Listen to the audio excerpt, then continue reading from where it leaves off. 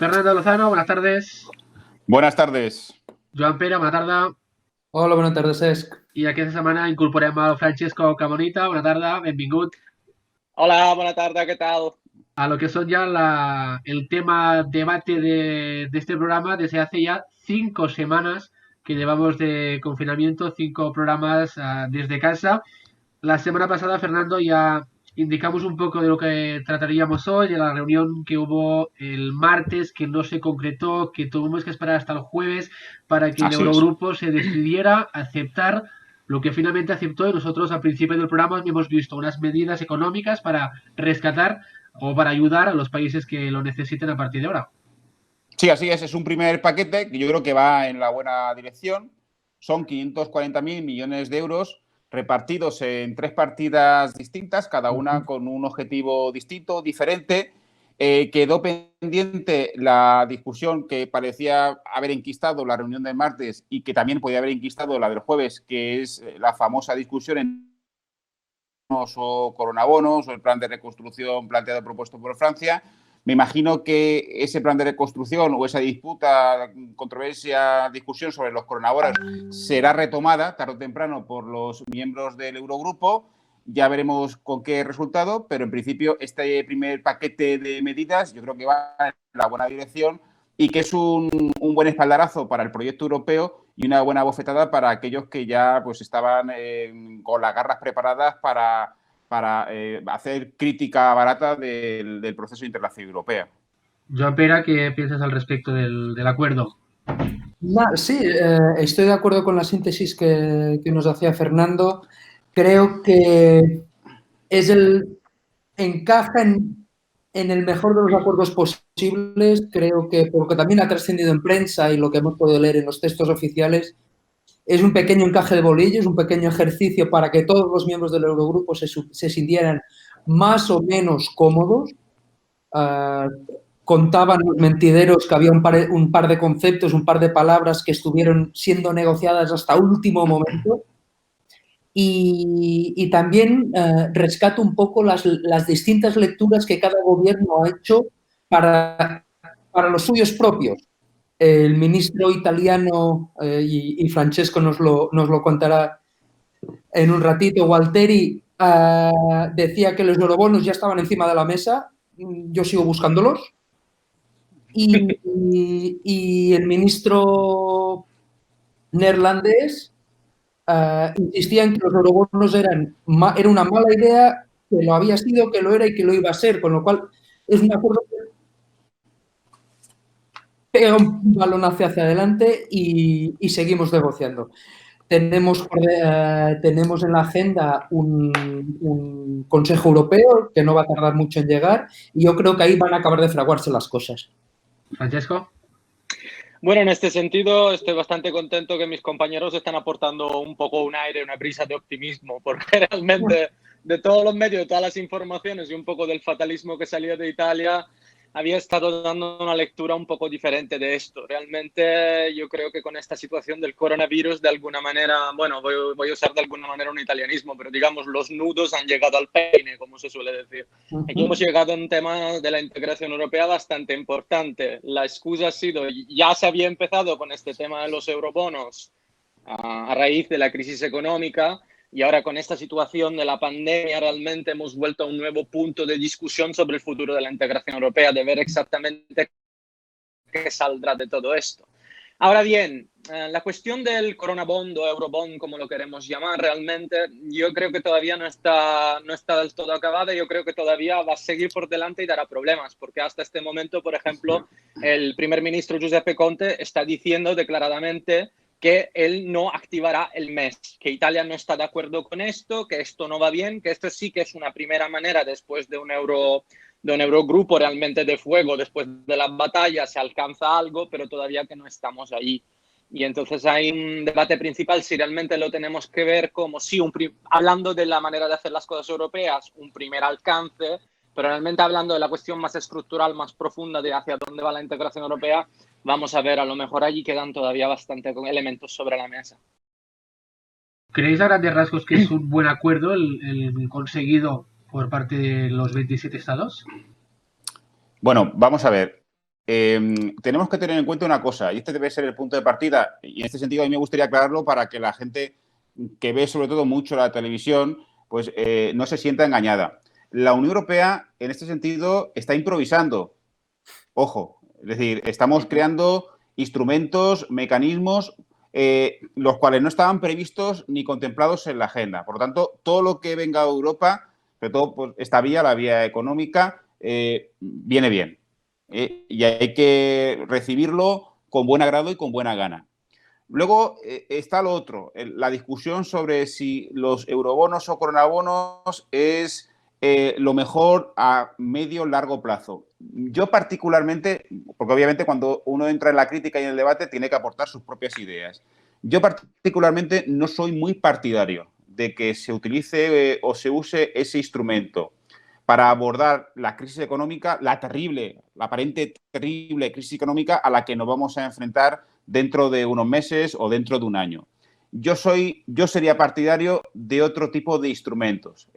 Bajo mi particular punto de vista, me parecería más razonable que los estados decidieran dar un paso adelante y de la mano de la Comisión optaran por incrementar el presupuesto de la Unión Europea. No olvidemos que ahora vamos a entrar en un nuevo ejercicio presupuestario. Estamos diseñando el ejercicio presupuestario 2021 y 2027 y creo que es el momento adecuado, ideal, para que esa aportación que realizan los estados y que equivale más o menos al 73% del presupuesto de la Unión Europea se vea incrementada, no sé en cuánto, 50, 60, 70, 80 o incluso al 100%, y que sea la Comisión Europea la que a partir de ese momento se encargue de administrar cualquier tipo de ayuda que los estados quieran derivar hacia la superación de la crisis económica que, bueno, pues nos vamos a topar, nos vamos a tener que enfrentar de aquí a pocos meses. Yo creo que esa es la opción, para mí, la más razonable. Lo de mancomunar o crear una deuda solidaria, obviamente yo tengo mis razones por las que no veo esa opción como la más asequible.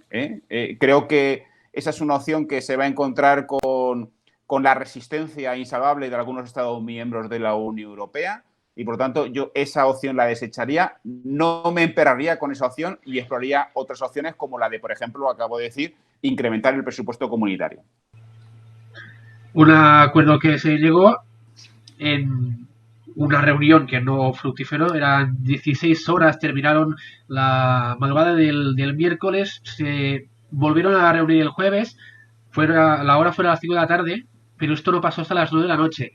Y aquí, Joan Pere, pasan esas cosas tan interesantes que tanto nos gusta analizar, de 4 horas de llamadas bilaterales no oficiales que detuvieron o impidieron que la reunión empezara para que después, empezada, durara 50 minutos. Sí, en esos consejos, en esas reuniones, muchas veces las decisiones, el plato llega precocinado. Se acaba de calentar y se enseña a los medios. Lo que cuenta y lo que vale es el trabajo de los Sherpas y de los comités los comités de representantes permanentes a lo largo entre sesión y sesión.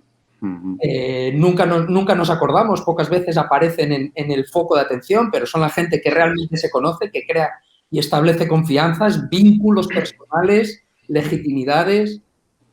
Y luego esas 4 horas de telefonazos bilaterales, yo hubiera dado, pues no sé, si un dedo, 2 dedos o 3 dedos para poder coger una caja de palomitas y asistir. Bien quién al show, ¿no? Bien, quién llamaba a quién asumía el liderazgo, en qué idiomas, porque eso también creo que es relevante. Los consejos, ahora ya hablo en términos generales, pero los consejos europeos, por un lado, y sobre todo las reuniones del Consejo de Ministros, ahora estábamos hablando del Eurogrupo, evidentemente, que es una reunión muy particular, pero en cualquier caso, en esas reuniones de alto nivel político, las decisiones están tomadas. Es que si no sería técnicamente imposible negociar planteamientos tan relevantes y tan trascendentes en 16 horas, en 20 horas o en 24 horas. Mientras hablaba, se recordaba una de las fotos que se ha hecho popular, que ha hecho fortuna estos días, que era la del ministro francés, sentado en la mesa, en mangas de camisa.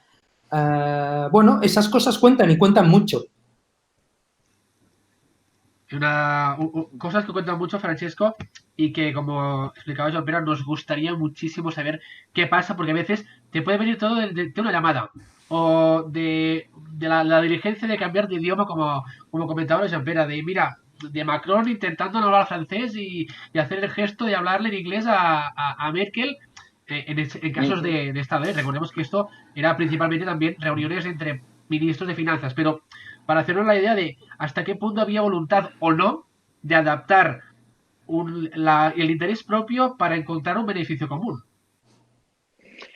Bueno, vamos a decir directamente que lo están diciendo todos los líderes de los estados, ¿vale? Cada vez que se ponen allí y están hablando a sus poblaciones, el elemento común de decir que esto es el desafío más grande que Europa ha encontrado nunca, que esto es algo que tenemos que intentar hacer juntos, se están presentando determinados discursos en varios niveles donde oficialmente se declara que se quiere intentar encontrar una solución común. Ahora, el grandísimo problema es siempre lo que tú puedes lanzar como mensaje en general y partir de ese espíritu común que nos da la integración europea y luego volvemos siempre al mismo discurso, lo que se encuentra detrás de puertas cerradas, los que son los intereses reales de un país, hasta qué punto me conviene tenerme que meter, por ejemplo, como un instrumento de los corona bonds o del eurobonds. Ahora, lo que digo que sí te puedo decir es que yo creo realmente que ahí hay una voluntad común de encontrar un instrumento para solucionar esto. Vamos a ver, el tema es una pandemia. Estamos hablando de una situación sin precedentes, estamos hablando de una situación que afecta a toda la Unión Europea y estamos hablando que de alguna manera entre negociación y negociación se tiene que encontrar una manera de actuar conjuntamente. Yo en esto no me cabe ni la menor duda de que los líderes están buscando este tipo de medida. Personalmente, si me permites añadir algo, yo creo que un gran problema, y volvemos otra vez al tema de los discursos cerrados, de las reuniones detrás de las puertas, el problema, señores, es que esta pandemia, que ya de por sí es muy grave, llega en un momento donde ya la Unión Europea ha estado pasando por de todo. Hemos tenido crisis por todos lados. Desde que yo ya empecé a estudiar integración europea, he vivido toda mi vida siempre con el tema de una crisis y entramos y salimos de crisis a otra. Y siempre esta respuesta tan poco transparente de la Unión Europea, todos estos diálogos cerrados, encontrar solución, demasiado compromiso, sin saberle en ningún momento vender con una fanfara un poco más grande, con un estilo un poco más declarativo, algunas medidas especiales a los ciudadanos europeos, ha evitado que se pudiera dar una nueva imagen de esta Unión Europea que da una tipología de respuestas. Quiero decir, incluso si quisiéramos encontrar una solución, yo soy el primero que no soy partidario, por ejemplo, de unos eurobonos que van directamente a gratis, a decirle aquí está el dinero, hacer con ellos, señores, lo que queráis. No. Como italiano, como europeísta, soy el primero que no me fío totalmente de que a mi país les den directamente los eurobonos, voy a hablar con toda honestidad. Pero al mismo tiempo yo estoy seguro que en el entramado de las negociaciones europeas tú te puedes perfectamente crear un sistema de eurobonos donde al final sí que tienes unas determinadas condiciones para la inversión de esos eurobonos. Y sí que en ese momento, cuando la respuesta euroscéptica de los italianos está por los aires, sí que de momento puedes declarar que ha llegado un instrumento común con una deuda común y ahí pondrás también el significado que sí, que van pegadas también unas condiciones porque, señores, esta gente está mutualizando la deuda con nosotros. Pero no vayas allí diciendo no a los coronabonos, nos vamos a ayudar, todo con condiciones, el mismo instrumento de la crisis de 2011, porque tú realmente a la ciudadanía así la estás haciendo desconfiar. Le dices, vamos a estar siempre en más de lo mismo, con los instrumentos y las condiciones del pasado, y esta Europa nunca es solidaria.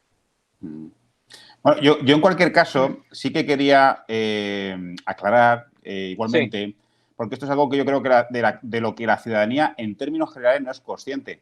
Cuando hablamos, cuando se habla en la prensa de los eurobonos, de los coronabonos, de qué malos son los holandeses, de qué malos son los alemanes, bueno, sí, los eurobonos, los coronabonos, no es un dinero que se nos regale a fondo perdido, es deuda. Sí. Es deuda que nosotros y las generaciones futuras tendremos que asumir. Una deuda, ya sabemos que empobrece. Y por lo tanto, bueno, pues hay que ser consciente de lo que es un eurobono o un coronabono. Luego, otra cosa, hay que tener en cuenta que estos instrumentos de los que estamos hablando, este paquete de 540.000 millones de euros, es un paquete que ha adoptado el Eurogrupo. el Eurogrupo, del Eurogrupo no forman parte todos los Estados miembros de la Unión Europea. Estamos hablando tan solo de 19 Estados miembros. Por lo tanto, el instrumento, a la medida del eurobono, del coronabono, de ese instrumento tan solo se beneficiarían estos 19 Estados miembros. ¿Qué pasa con el resto? Entonces, por eso yo planteaba una solución alternativa que sería, pues, no tanto entregarnos sin más a la deuda, sino pues, tratar de arbitrar a través de las instituciones europeas, sobre todo a través de la Comisión y del presupuesto comunitario, ese tipo de ayudas, unas ayudas que además tendría la ventaja de poder llegar a todos y cada uno de los Estados miembros de la Unión Europea y no únicamente a los que formamos parte del Eurogrupo, porque obviamente pues, me imagino que esta pandemia nos va a afectar a todos por igual, es decir, no solo a los 19 Estados miembros que formamos parte del euro, pues nos va a afectar, dado que hay otros Estados miembros de la Unión Europea que si se forman parte de momento de ese Eurogrupo, pues también se van a tener que enfrentar tarde o temprano a las mismas dificultades si no lo están haciendo ya. Fernando, ¿y no crees que la posibilidad de que estos Estados miembros, no solo los miembros del Eurogrupo, sino todos los Estados miembros, comprometieran una mayor contribución al presupuesto comunitario, comprometieran una mayor capacidad de liderazgo de la Comisión Europea? Porque evidentemente la bolsa que manejaría, la bolsa de doblón que manejaría la Comisión sería más grande. ¿No crees que nos estamos ante una correlación entre los Estados miembros que se han mostrado como escépticos y reticentes a los eurobonos? ¿Serían los mismos que se mostrarían escépticos y reticentes a una mayor contribución? Así es. Pero aquí la clave es la siguiente, Francesc. Creamos la caja común. ¿A quién le damos la llave de la caja? Obviamente, aquí nos enfrentamos de nuevo a la clásica tensión o contradicción entre los intereses estatales, por un lado, y los intereses comunitarios, por otro. Exactamente. Al ciudadano, ¿qué le interesa? A mí, como ciudadano, ¿qué me interesa más? ¿Que la llave la tenga la Comisión o que la tenga cada uno de los Estados miembros? Cada gobierno de turno. No, a mí, como ciudadano de la Unión Europea, me interesa que la llave la tenga la Comisión y que las decisiones con respecto a qué se hace con esos fondos adicionales las tomemos, llegado el momento, cuando haya que hacerlo, de común acuerdo. Y que no lo decida cada gobierno en función de una serie de circunstancias, muchas veces pues circunstancias espurias o, si me apuras, circunstancias electorales. Claro, por eso, a eso iba. A mí me da la sensación que una vez más, y son las muchas crisis a las que se refería Francesco y otras más antiguas todavía, a mí me da la sensación que este proyecto de integración europeo se va labrando, se va fraguando a base de crisis, sortear la crisis, sortear la nueva crisis, y así en una cadena inacabable. Me da la sensación de que hay como dos lógicas temporales, ¿no? La de los Estados miembros y sus gobiernos, que es una lógica en un corto plazo, medio plazo. Coyuntural, obviamente. La legislatura o las dos legislaturas. Eso es. Y una lógica de integración que, por su propia naturaleza, por su propia entidad, necesariamente es a largo plazo. Y esas dos lógicas les cuesta encontrarse. Sí, sobre todo porque, en definitiva, quienes tienen que dar el salto al vacío, es decir, los que tienen que tomar la decisión final de si se incrementa o no el presupuesto comunitario y, por tanto, dejamos que la Comisión sea la que a partir de ese momento administre esas ayudas, son los propios Estados miembros. Y ahí es la pescadilla que se muerde la cola, efectivamente. Es decir, a mí que haya un plan de ayuda, sobre todo dirigido hacia los estados que más están padeciendo la crisis del COVID-19, me parece bien. Es decir, pero, ojo, ¿para qué queremos ese dinero? Yo, como ciudadano, lo primero que quiero saber es ¿para qué quiere mi gobierno el dinero? ¿En qué va a emplear mi gobierno ese dinero? Que es un dinero a deuda, es decir, es un dinero que nos va a generar una deuda a futuro. ¿De acuerdo? Yo estaría más tranquilo, como conocedor del tema, como conocedor de los entramados europeos, yo obviamente dormiría más tranquilo si supiera que la llave está en manos de la Comisión. Pero yo pienso en un único fallo en la cuestión del presupuesto europeo. pensando en el tema de las instituciones europeas, en el tiempo y la burocracia, en las negociaciones para los marcos presupuestarios, que vamos a ver, todavía se había acabado de acabarse de concretar, incluso la última, cuando entra una variable como esta, de todo el gasto para la pandemia, yo efectivamente no la veo como una respuesta, como una medida tan rápida para solucionar el problema. Un problema económico muy grave, un problema económico muy presente en este momento. Entonces sí que lo veo bien como acción secundaria de apoyo de una Comisión Europea, que seguro que en el próximo marco sí que tiene que estar pensando en esto y poner recursos. Pero ¿qué pasa con lo inmediato? Bueno, hemos aprobado un paquete de $500 millones que podríamos... En menos incluso, de un mes. Efectivamente, y que incluso se podría ampliar, llegado el caso, un poco más. Es decir, esa partida la podríamos incrementar. Pero un plan de reconstrucción, el plan Marshall, no es un plan que se puso en marcha de la noche a la mañana. Es decir, un plan de reconstrucción es un plan a largo plazo.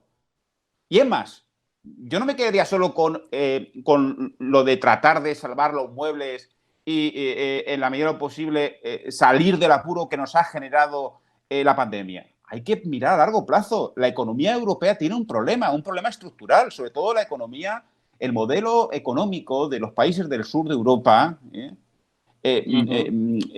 hace aguas por muchos sitios. Entonces, pues aprovechemos el próximo plan plurianual, el 2021-2027, para insistir en esa vía, en ese camino, porque esto puede volver. Es decir, a lo mejor no en forma de pandemia, a lo mejor pues, de otra manera.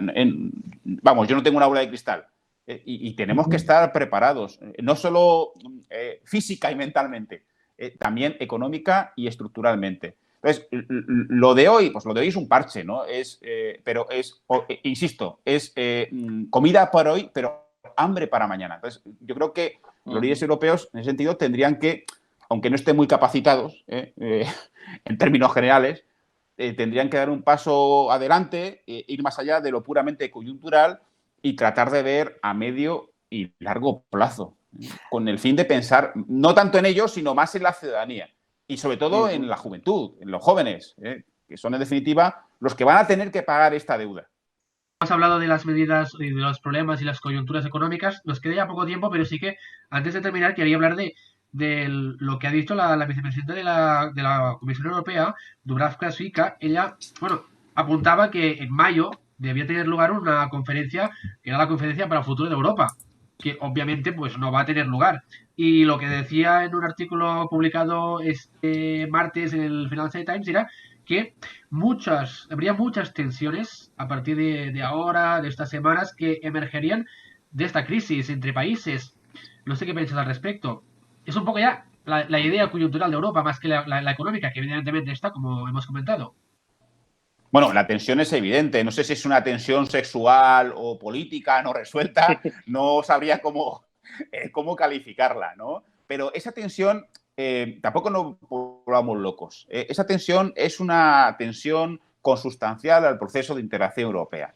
El proceso de integración europea, desde sus orígenes, siempre ha estado presidido por dos tensiones fundamentales. Tensión entre intereses estatales por un lado, intereses comunitarios o comunes por otro, y con la incorporación de, sobre todo, los países del sur de Europa, la tensión entre norte y sur, entre los países del norte de Europa y los países del sur de Europa. Bueno, esas tensiones pues las hemos sabido sobrellevar con mayor o menor éxito, ¿no? Pero el proceso de integración europea, al margen de lo que puedan decir algunos, aprovechando pues, la tesitura actual, sigue vivo y coleando, y yo creo que tiene futuro.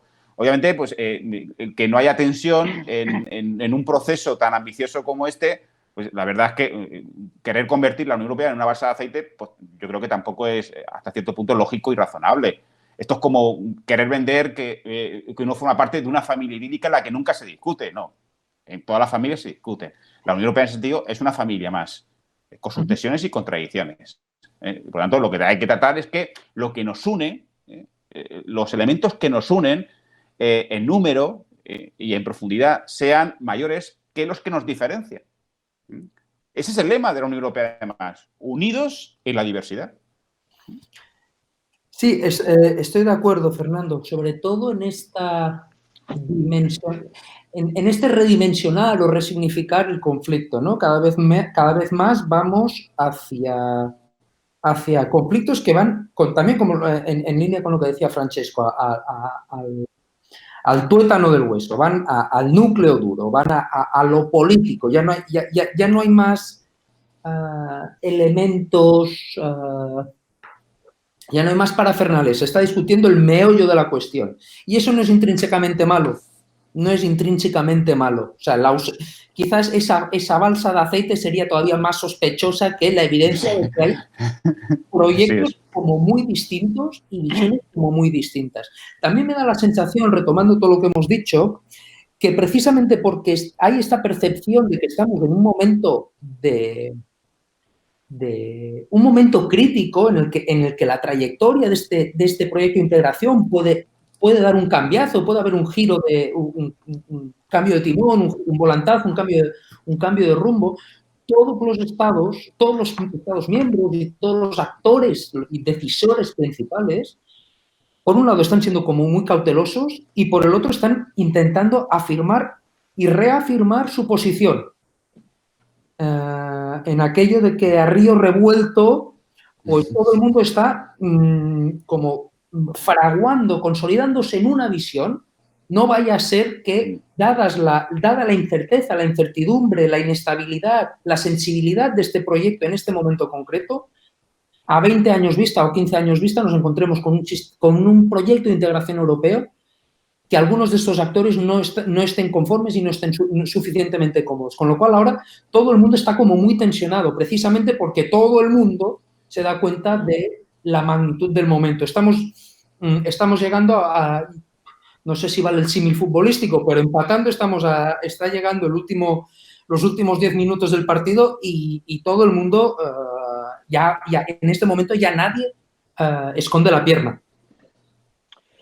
Yo en este sentido realmente interpreté la frase efectivamente de las muchas tensiones, pensando no solo en lo que está pasando dentro de Europa, sino relacionando un poco lo que es Europa y la integración europea con todo lo que está pasando alrededor, con todo lo que está pasando a nivel mundial. Efectivamente, este proceso puede llevar tensión, puede llevar a cuestionar mucho sobre el papel de Europa, porque realmente nos tenemos que dar cuenta que esto que ha pasado en todo el planeta realmente. Entonces, esto va a tener importantísimas consecuencias, tanto a nivel económico, como social, como político, como a nivel de relaciones internacionales. Vamos a ver qué pasará exactamente ahora con Europa en términos de relaciones transatlánticas, qué pasará en términos de relaciones con China, cómo se pondrá la Unión Europea en el futuro en el tema de la migración, por ejemplo. En este sentido, me sale de pensar que todo esto sí que puede tener un cierto efecto. Más precisamente, mientras estaban allí en el Eurogrupo peleándose efectivamente sobre qué medidas concretar, yo estaba poniendo un poco el ojo en todos los tipos de acuerdos económicos, por ejemplo, y de acuerdos de ayuda y tal, que tanto China le ha intentado tirar directamente a Italia por amistad y toda la retórica política, o Estados Unidos, Trump se ha puesto con Conte al teléfono y ha hablado personalmente de firmar un acuerdo bilateral. Vamos a ver, allí se van a generar nuevos tipos de alianzas, de influencias. Yo realmente una preocupación que me ha surgido es que si efectivamente no vamos a tener algún tipo de influencia externa para intentar un poco romper aún más la armonía que puede, bueno, la armonía o la falta de armonía que ya hay entre los países y los Estados miembros. Entonces, claro, no me olvidaría también de este elemento exterior, de la visión de Europa hacia el mundo y de los estados de Europa hacia el mundo. Debemos terminar ya porque nos pasamos de tiempo, pero antes no podemos obviar, Fernando, la recuperación de Boris Johnson a manos de un portugués. Bueno, en fin, esto, la política internacional se asemeja cada vez más a una película de Berlanga, ¿verdad?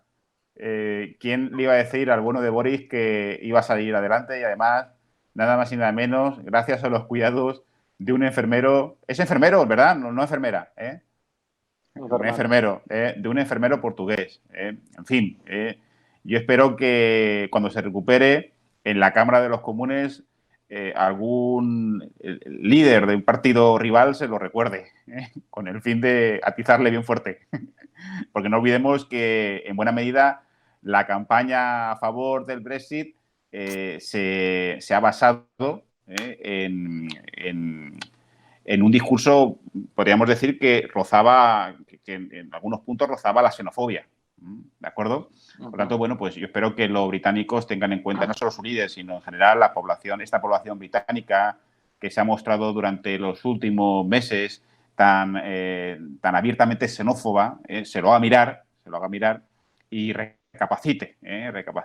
No sé si esa recapacitación les llegará para reconsiderar la decisión de salir de la Unión Europea, que no creo, pero en cualquier caso, bueno, pues me alegro mucho de que nuestro amigo Boris Johnson se haya recuperado, entre otras cosas porque gracias a su recuperación, pues me imagino que lo del Brexit tarde o temprano se retomará y al final pues el Reino Unido podrá definitivamente, para suerte suya y nuestra, salir de la Unión Europea, porque esto era la película de nunca acabar. Más que de nunca acabar era la película del Día de la Marmota. Esa Día de la Marmota, sí. Más que nada, esto conllevaría a todo otro capítulo y otro programa de radio solo sobre hablar sobre Brexit y coronavirus, ¿no? Y ver un poco la pandemia con el tema de la Brexit. Bueno, ya hemos dedicado uno, Francesco. Semana pasada. Hostia. Ya, mira. Pero volveremos la semana que viene y algo caerá. Algo caerá del Reino Unido y podemos analizar, por ejemplo, la primera gran crisis europea sin el Reino Unido, como está siendo esta del coronavirus, y los 27, no ya 28. Lo dejamos aquí. Gracias a los tres por estar una semana más. Os invitamos a venir de nuevo la semana que viene. Vale, un placer. Buena tarde. Gracias.